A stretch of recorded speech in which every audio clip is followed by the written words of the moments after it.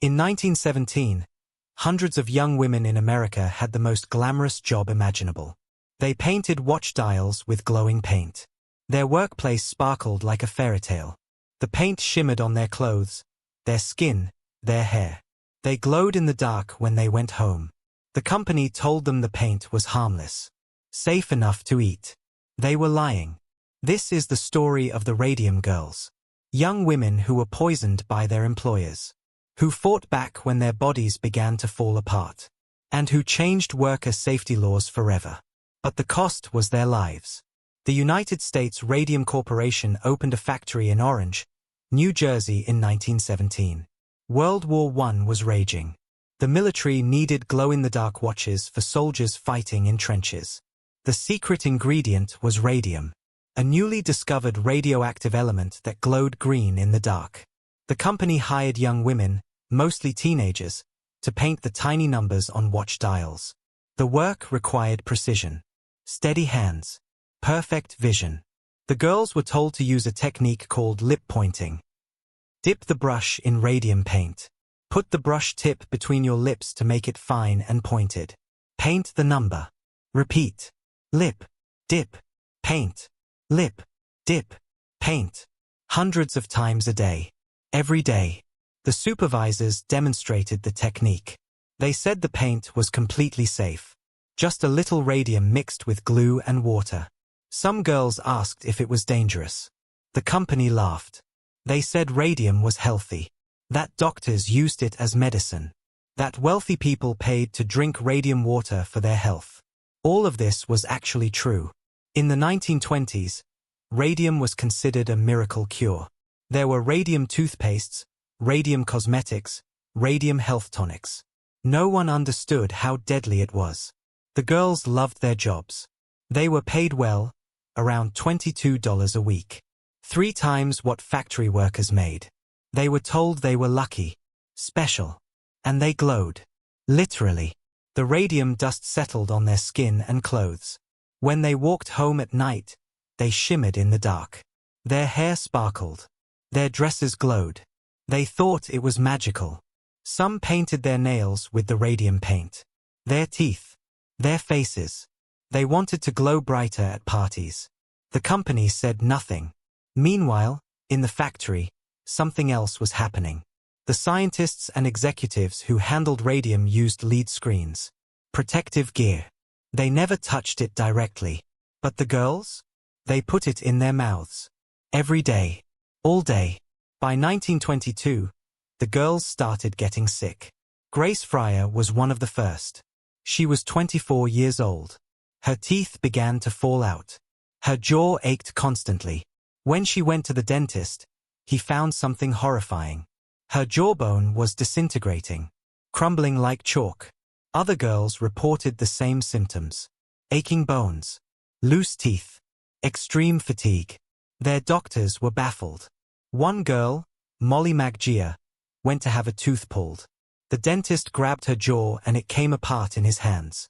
Her entire lower jaw, bone and all, lifted out of her face. She died a few months later. The company said it was syphilis. They claimed she was promiscuous. Ruined her reputation to avoid blame. But more girls kept dying. Their bones were breaking spontaneously. Their spines collapsing. Tumors growing in their jaws and hips. When they died, their bodies were still radioactive. So radioactive that decades later, when some were exhumed, they were still glowing in their coffins. The company knew. By 1924, they knew the radium was killing the girls. Internal company memos show they'd been warned. Scientists told them lip pointing was dangerous. That ingesting radium caused bone decay and cancer. The company buried the reports. They hired doctors to examine sick girls and lie about the findings.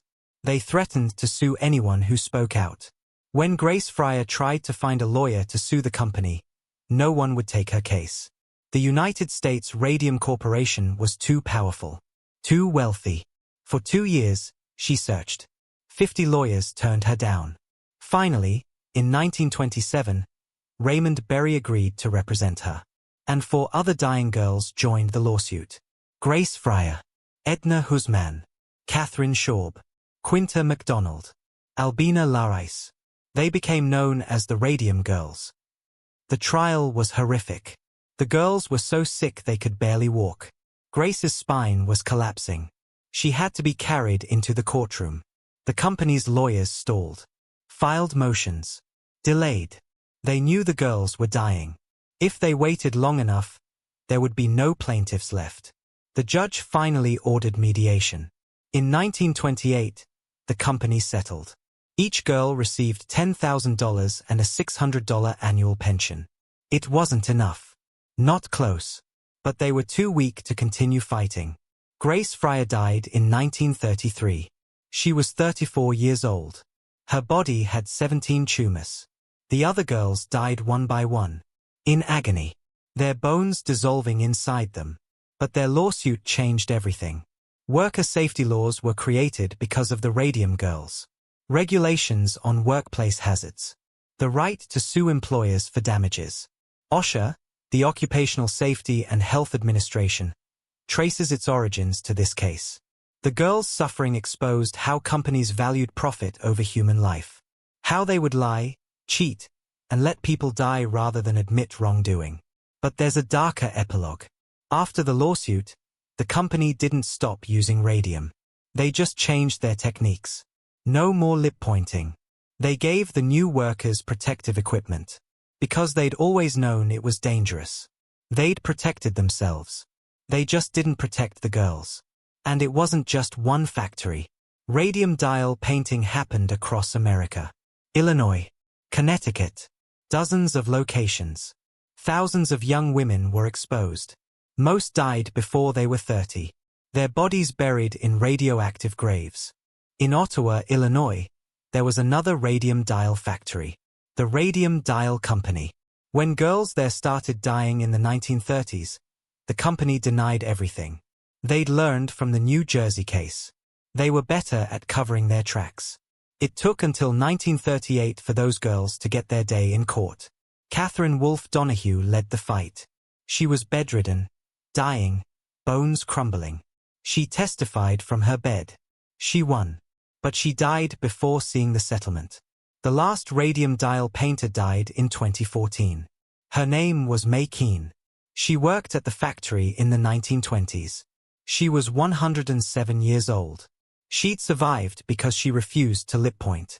She saw what was happening to the other girls and stopped putting the brush in her mouth. The company yelled at her, threatened to fire her, said she was being difficult. She did it anyway, and it saved her life. In her final interview, she said she still dreamed about the other girls. The ones who glowed. The ones who trusted the company. The ones who died because their employers valued profit over truth. Today, the former radium factory sites are still contaminated. The buildings were demolished, but the ground beneath remains radioactive. In some places, you can still detect the radiation with a Geiger counter. Over a century later, the bodies of the Radium Girls, buried in cemeteries across America, still glow faintly in their graves. A permanent reminder of what happens when corporations put profit before people. The Radium Girls didn't just die. They were murdered. Slowly. Deliberately. By people who knew exactly what they were doing.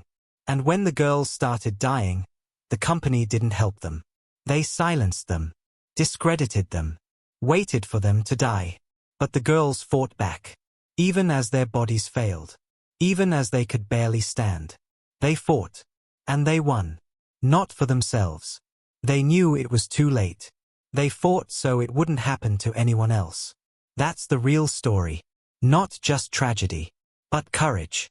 Young women who were betrayed, poisoned, and left to die. Who stood up anyway. Who changed the world. Even though it cost them everything.